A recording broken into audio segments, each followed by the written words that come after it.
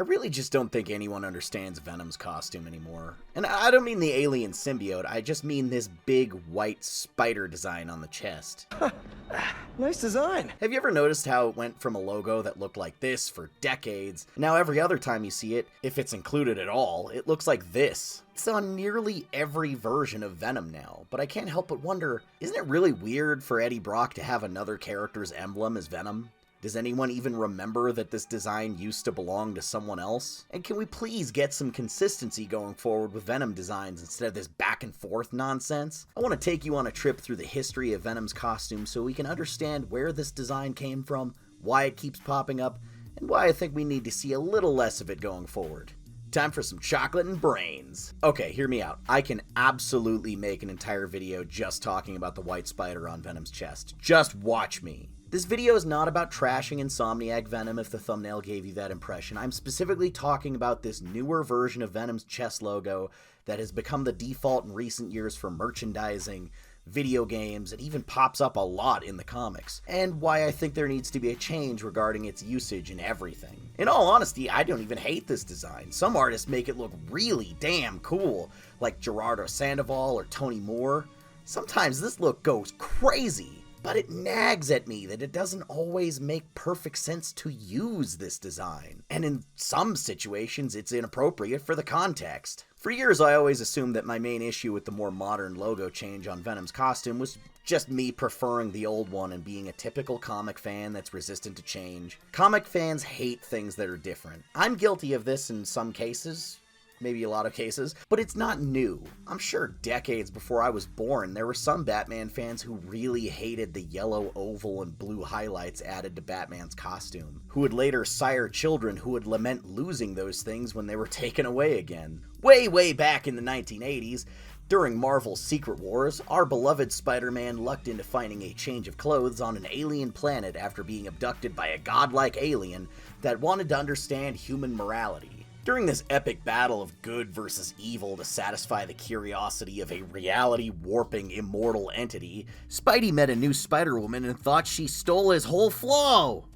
But he got her back, because Julia Carpenter's spider logo that Peter telepathically imprinted on the symbiote via sheer jealousy has become an instant mainstay. It's arguably the most iconic alternate superhero costume of all time. Very few characters have a secondary costume as beloved and memorable as this one, or as many people who would argue it's just as good or better than the hero's original costume. And this costume itself was so well received, it became its own character and is enduring in popularity well into modern times. Maybe the person wearing it changes semi-frequently, but the suit always stays the same. Well, okay, I mean, it doesn't always look the same, but it's the same one. It's not like Carnage where he got a different one from the Negative Zone and we just forget that happened. People didn't like Spider-Man's black costume initially because it wasn't what they were used to, but they quickly turned around on it and asked for Marvel to keep it around while they were halfway through writing the story where he gets rid of it. Thankfully, that led to the creation of one of Marvel's most successful anti-heroes of all time. Peter Parker got a cloth version of the costume that wasn't a sentient life form, and the original one found a bond with a morally complex loner who likes to be in his underwear all the time.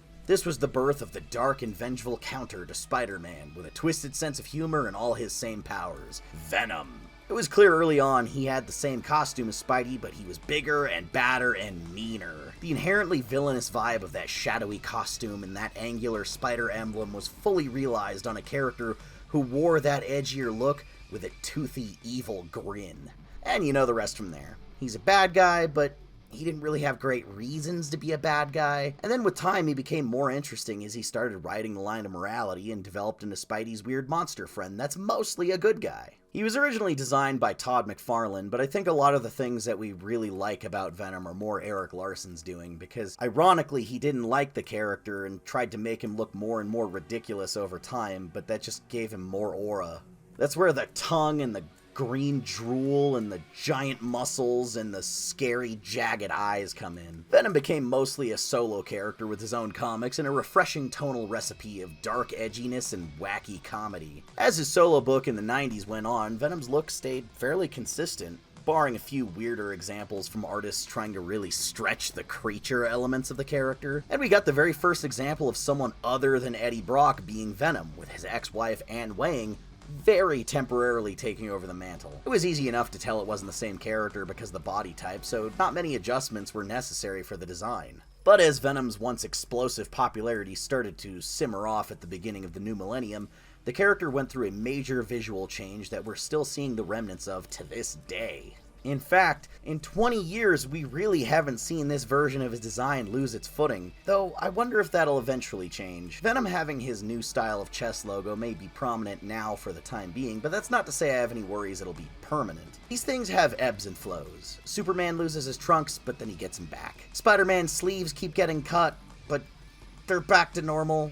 Eventually, we'll get there. It's just that this design mentality is very popular right now, and I finally realized I do have a legitimate grievance with it outside of it just not being the classic look. But ironically, that grievance also applies to this one too. Plot twist. Okay, here it is.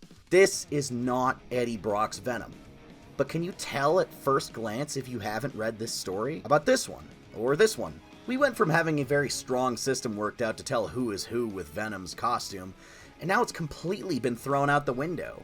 I've realized this logo breaks the cardinal rule of legacy characters. Being able to tell them apart. Quick, which person is Venom in this panel? You're wrong, it's Flash. Oh, speaking of that word, think about it. Barry Allen and Wally West are both the Flash. The broad strokes of the costume are the same because it's iconic and identifiable and strongly associated with the brand, but there are little variances that change the look just enough that you can tell which character is which by just looking at them. Barry's mask has these open eyes and bright colors.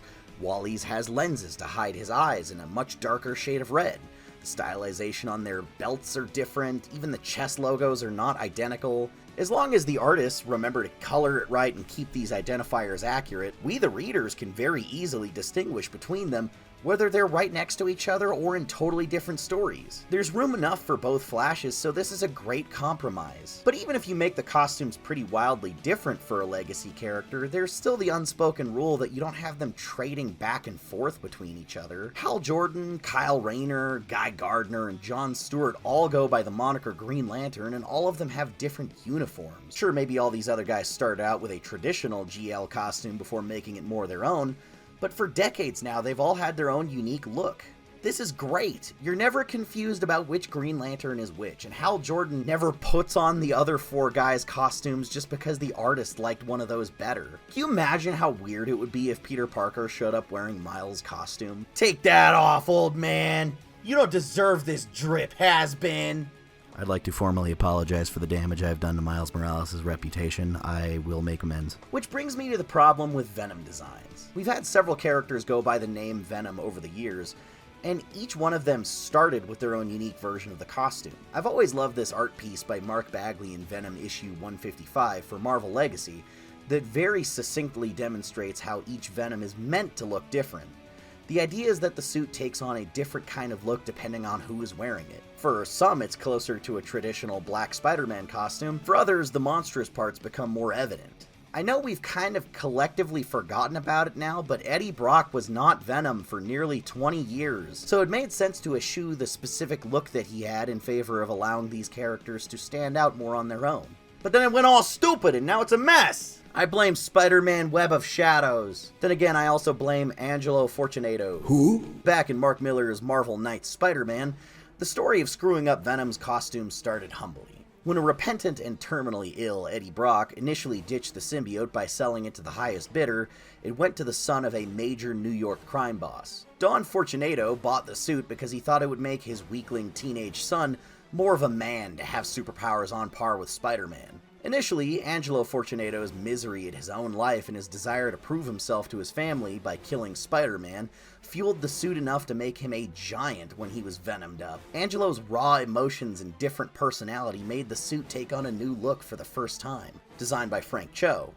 Don't look at his Instagram. Angelo's Venom may be the shortest lived of them all, but his design did make it into Ultimate Alliance 1 and the Spidey Unlimited mobile game, so that's pretty cool. And little did we know this would become the new default for many years, even after the symbiote decided to kill Angelo for being a coward. It abandoned him mid-leap and let him fall to a grisly demise. Feeling abandoned by Eddie and particularly unhinged, the symbiote instead sought out a meaner host to juice its hatred and hooked up with Mac Gargan, formerly the Scorpion. This was an interesting choice because long before Venom, Scorpion was the first real attempt at an anti-Spider-Man with a similarly arachnid-themed power set. He was sort of Venom before Venom, and the resulting Terry Dodson design isn't too far off from Angelo's look, though the logo would become an even bigger departure from that clean wraparound just the midsection. This is Mac Gargan's Venom logo.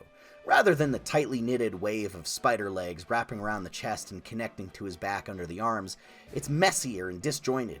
The top two legs climb up over the shoulders and the bottom two are splayed out around his waist, even hanging down onto the legs of the wearer a bit sometimes. He would occasionally brandish a tail from symbiote mask because it felt familiar to use in combat given his previous persona. I've always kind of liked that the eyes are glowing red beads with white accents, more like face paint than Spidey eyes. Or are they yellow? Green? White. They couldn't decide on the color. It reminds me of Gargan's Scorpion mask. Even gave me some Spawn vibes, and it was a great visual indicator that this is a different Venom. Remember that detail for later because it will be important. It makes sense from a design standpoint of wanting the costume to say something about the character. Venom was conceived as a villainous mirror version of Spider-Man with all of his same powers. It's understandable to envision his costume as being a dark and twisted version of the black suit. So, instead of a simplified and clean logo, it looks like a giant gnarly tarantula with jagged edges. It's a very similar thought process to giving Bizarro a warped and reversed Superman logo. I think in Venom's case, this is a little blunt and obvious, but it at least makes sense. Then again, I would have thought him being twice Spider-Man's size and having a giant toothy Joker smile popping out of the mask would be enough to get the point across that he's a dark monster Spider-Man. Wreck Rap, is that you? But Gargan is a special case. With the historical context that Carnage was dead by this point and wouldn't resurface for another decade, Mac took the main role of a completely evil and sadistic symbiote character, so I can excuse him being drawn even more monstrous than usual. This was a Venom that was untethered by Eddie's morality and was chasing his darkest and most depraved impulses with a smile. From the beginning, Brock had an admittedly bizarre code of ethics, but Mac had no qualms about murder, theft, kidnapping, and straight-up cannibalism, though that unfortunately made him a much less interesting character. Even after the breakup, Eddie continued being a tragic character, struggling against his demons and trying to become a hero through sheer willpower, while Gargan was eating sex workers so he wouldn't have to pay them after service. He actually was just doing a lot of violence against women in various books. Gargan is a dirtbag. Gargan's Venom didn't operate much at all outside of the context of being a goon for Norman Osborn across several years and multiple teams. We're taking the word goon back, damn it! First he was their muscle on the Thunderbolts, then he was their Spider-Man analog on Osborn's Dark Avengers when he weaseled his way into taking Iron Man's job. It was kind of a rough time to be a Venom fan, and I still remember being so frustrated as a kid that Eddie was out being a different vigilante character now, because I did not yet understand that these things are never really permanent. Eddie was transformed by Mr. Negative into Anti-Venom, but with a new design that was meant to more closely match Mac's costume with a negative filter. So he's got the eyes and the new big logo. Even still, Mac's design was consistent for those first few years and easily identifiable as a different character. You'd always take a quick glance and easily assess which Venom you were looking at. The design matched his personality and reflected the uniqueness of its wearer. This was all A-okay. This was good times. And then around the mid to late 2000s, I noticed a shift happening.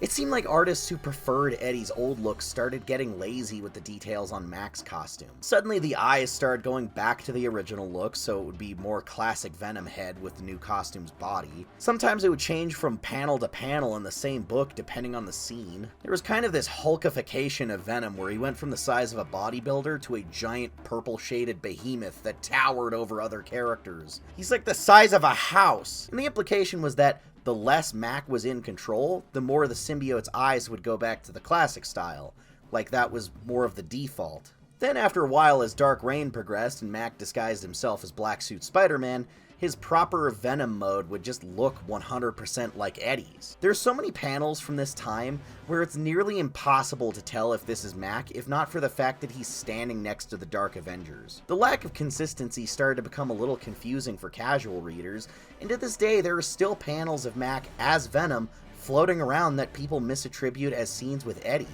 like that horny Hawkeye interrogation, or him getting the drop on Moon Knight.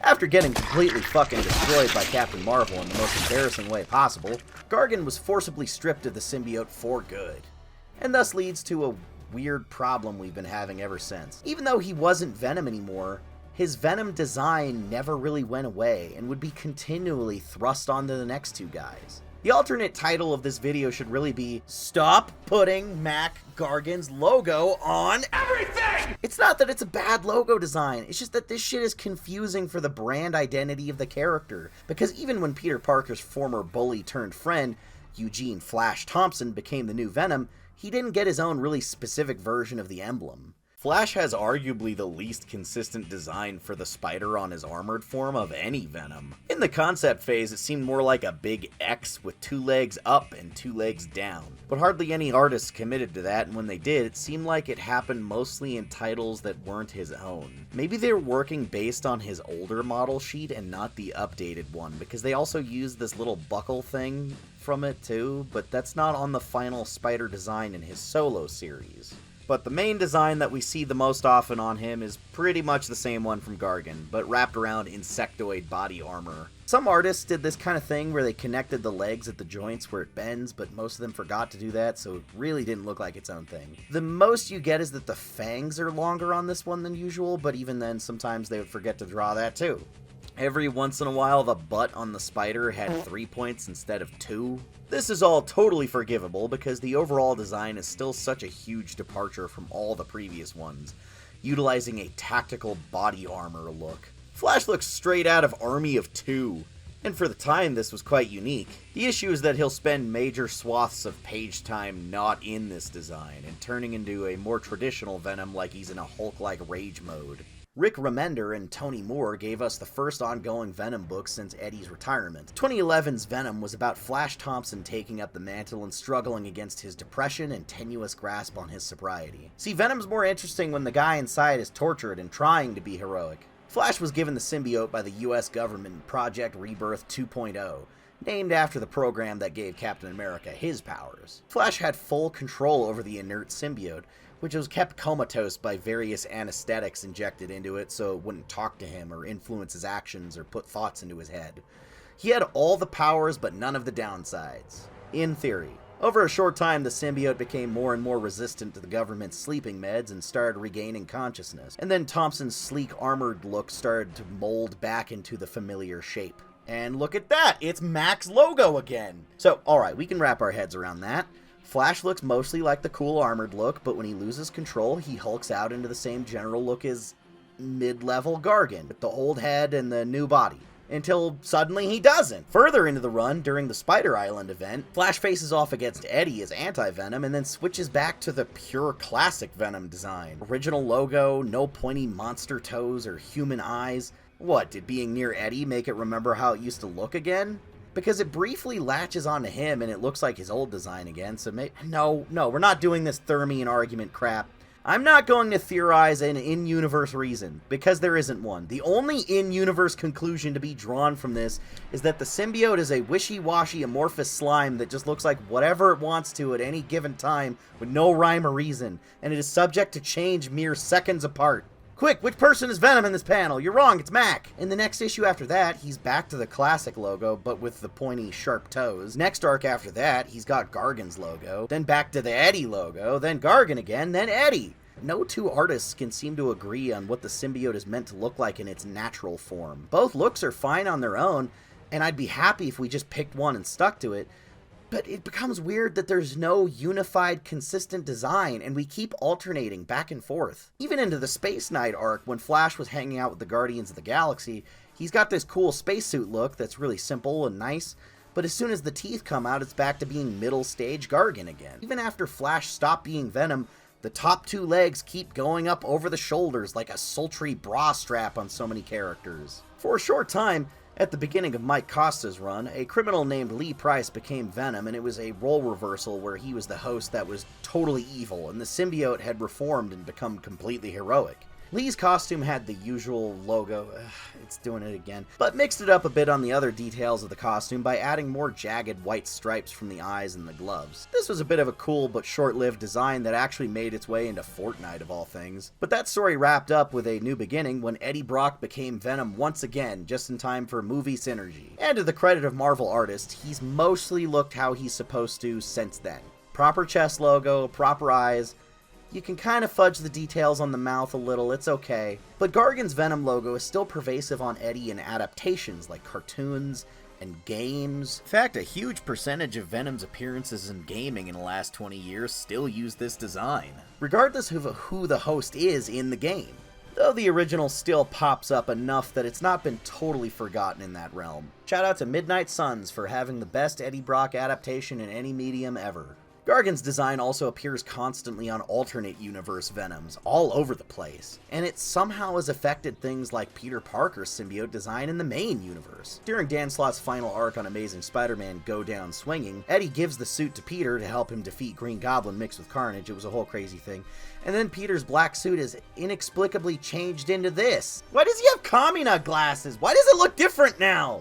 It has no reason to be a different design from the old one. It would make the most sense to be the old one. I know this is such a stupid thing to care about, but this bugs me. It's not that I want the classic design to just be on everything. That's really not what this is about. It bothers me when I see Mac or Flash wearing that look just as much as when Eddie's got this one. I really want every person to be their own unique Venom, with their personality affecting the way the symbiote solidifies on the outside. It's just such a cool concept, but no one's really stuck to that rule. Every design may start unique, but then it just becomes a very general and recognizable blank slate Venom after enough time, and the person inside doesn't consistently input something on the outward design. You can look at any of these and definitely understand, yes, that's Venom, but which Venom is important? The host informs so much about how every version of Venom behaves. While the Gargan logo is cool in its own right, it's a little disappointing for me to see it, or even the classic logo, both just arbitrarily slapped onto any random Venom with no thought put into why. Plus, it would be a great opportunity for more artists to leave a lasting mark on the character's visuals if they're allowed to branch out from doing more than just these same two designs over and over. So I'd like to pose this question to you. If you could design a brand new Venom logo for a new host, whether it be an old character or an original one, how would it look? Tell me about it in the comments, or if you have the means to draw it yourself, send it to my socials because I want to see what you guys come up with. Just no AI crap, that'll take the fun out of it. Be creative, come up with something new that we've never seen before.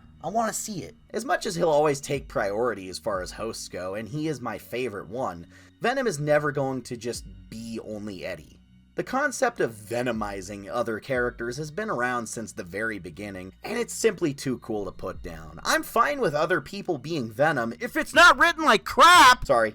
But I would like the look of Venom to be informed by the character, not just whatever random thing happens to be the most recognizable in the mind of the person drawing it. Moving forward, can we collectively start making Venom designs more varied and interesting instead of a simple binary, this one or that one?